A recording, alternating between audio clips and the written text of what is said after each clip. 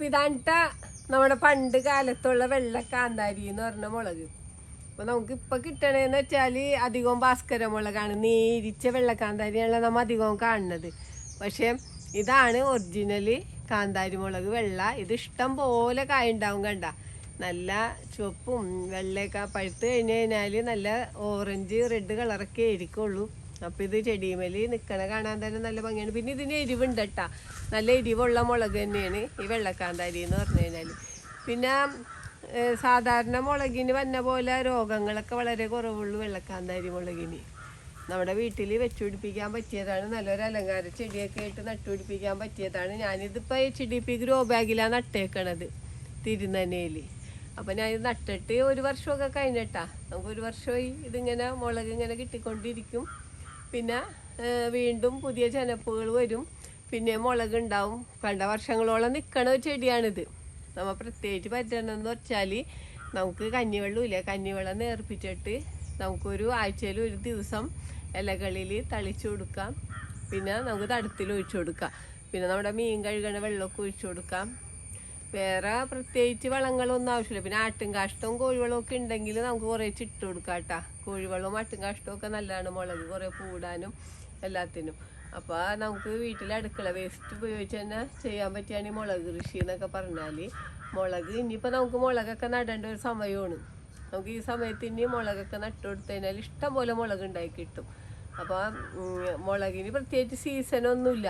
കാരണം മഴക്കാലത്തും വേനൽക്കാലത്തൊക്കെ ഒരുപോലെ തന്നെ ഉണ്ടാവുന്നതാണ് ഈ മുളക് എന്ന് പറഞ്ഞു കഴിഞ്ഞാൽ.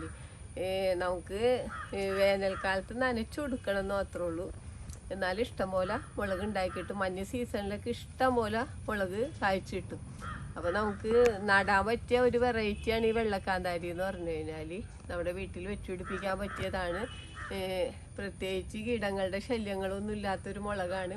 നമുക്ക് ഇതിൻ്റെ തൈ ഉണ്ടാക്കണത് എങ്ങനെയാണെന്ന് വെച്ച് കഴിഞ്ഞാൽ നമുക്ക് ഇതിൻ്റെ വിത്ത് പാകി മുളപ്പിച്ചിട്ടാണ് നമുക്ക് തൈ ഉണ്ടാക്കണം. കണ്ട, ഇതിൽ കണ്ട വെറൈറ്റി മുളകൊക്കെ ഉണ്ട്. കണ്ട, ഒരു ചിറക് പോലത്തെ മുളകൊക്കെ കണ്ടില്ലേ, വെറൈറ്റി ആയിട്ടുള്ള മുളക് കണ്ട ഒക്കെ ഉണ്ടായിട്ടുണ്ട്. നമുക്കപ്പോൾ ഇതൊന്ന് കുറച്ച് പഴുത്തതൊക്കെ നമുക്കൊന്ന് വിളവെടുക്കാം കേട്ടോ.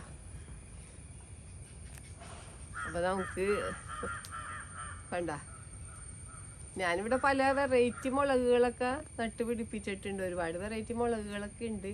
അതിങ്ങനെ പറമ്പിൽ പല സ്ഥലത്തൊക്കെ നട്ടുപിടിപ്പിച്ചേക്കാണ്. നമ്മുടെ വീട്ടാവശ്യത്തിനുള്ള മുളകൊക്കെ ഉണ്ട്.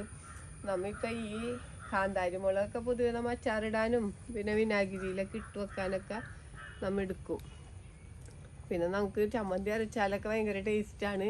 കറികളിൽ ഇട്ടാലൊക്കെ നല്ല ടേസ്റ്റ് തന്നെയാണ് കേട്ടോ ഈ വെള്ളക്കാന്താരി. അപ്പോൾ നമ്മുടെ വീട്ടിൽ വെച്ച് പിടിപ്പിക്കണത് നല്ലതാണ്. ചെടിച്ചട്ടിയിലോ നമുക്ക് ഗ്രോ ബാഗിലൊക്കെ നട്ട് വളർത്താൻ പറ്റിയൊരു മുളകിൻ്റെ വെറൈറ്റിയാണ്. വർഷങ്ങളോളം നിൽക്കും ഈ കാന്താരി മുളകിൻ്റെ ഇനങ്ങൾ എന്നൊക്കെ പറഞ്ഞാൽ. വർഷങ്ങളോളം തന്നെ നമുക്ക് നിൽക്കണതാണ്.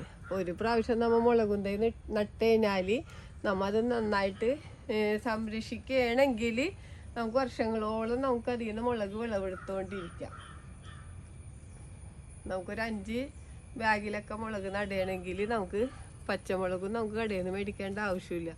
നമുക്ക് നമ്മുടെ വീട്ടിൽ നിന്ന് തന്നെ ഫ്രഷായിട്ട് നമുക്ക് പറിച്ച് ഉപയോഗിക്കാം. കണ്ട, നമുക്ക് നമ്മുടെ മുളകാണ് ഈ കാണുന്നത്. അപ്പം നിങ്ങൾ ഇതിൻ്റെ ഈ പഴുത്ത മുളക് പാകിയിട്ടാണ് നമ്മൾ തൈകൾ ഉണ്ടാക്കണത്. അപ്പോൾ നമുക്ക് തൈകൾ ഉണ്ടാക്കി കഴിഞ്ഞാൽ 1 മാസം കഴിയുമ്പോൾ നമുക്ക് പറിച്ച് നടാം. നമുക്കിതിൻ്റെ അരി ഉണക്കണമെന്നൊന്നുമില്ല കേട്ടോ. നമുക്കിപ്പോൾ ഇത് പാകണമെങ്കിൽ നമുക്കിത് പഴുത്ത മുളക് തന്നെ പാകലാണ് നല്ലത്. അപ്പോൾ പെട്ടെന്ന് മുളച്ചു വരും. എന്നിട്ട് 1 മാസം കഴിയുമ്പോൾ നമുക്ക് പറിച്ച് നടാം. പറിച്ച് നടുമ്പോൾ ശ്രദ്ധിക്കേണ്ട കാര്യങ്ങൾ എന്താണെന്ന് വെച്ചാൽ അടിവളമായിട്ട് എന്തെങ്കിലും നമ്മൾ ജൈവവളങ്ങൾ കൊടുത്തിട്ട് നട്ടു കൊടുക്കാം. പിന്നെ സ്യൂഡോമോണസ് ലായനി നമുക്ക് ഒരു 2 ആഴ്ചയിൽ മുളക് തൈ നട്ടിട്ട് 2 ആഴ്ചയിൽ ഒരിക്കൽ സ്യൂഡോമോണസ് 20 ഗ്രാം 1 ലിറ്റർ വെള്ളത്തിൽ കലക്കിയിട്ട് സ്പ്രേ ചെയ്ത് കൊടുക്കുക. അപ്പോൾ അതിൽ നമ്മൾ സ്യൂഡോമോണസ് നമ്മൾ വെള്ളം ചേർക്കുക. വെള്ളത്തിന് പകരം നമുക്ക് കഞ്ഞിവെള്ളം ചേർത്താൽ മതി. കഞ്ഞിവെള്ളം ചേർക്കുമ്പോൾ പിന്നെ പ്രത്യേകിച്ച് നമുക്ക് കഞ്ഞിവെള്ളം ആഡ് ചെയ്യേണ്ട.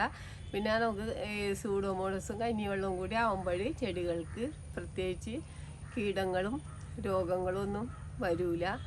അപ്പോൾ പിന്നെ നമുക്ക് വേപ്പെണ്ണയില്ലേ, വേപ്പെണ്ണയും സോപ്പ് സൊല്യൂഷനും കൂടി 5 ml വേപ്പെണ്ണ നമ്മൾ 1 രൂപയുടെ ഷാമ്പു എന്തെങ്കിലും കൂടെ മിക്സ് ചെയ്തിട്ട് നമ്മൾ സ്പ്രേ ചെയ്ത് കൊടുക്കുക.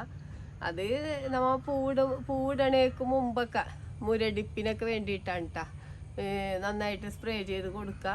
അപ്പോൾ തന്നെ യാതൊരുവിധ രോഗങ്ങളൊന്നും വരില്ല. നമുക്ക് എളുപ്പത്തിൽ നട്ടുവളർത്താൻ പറ്റിയതാണ് മുളക് ചെടി.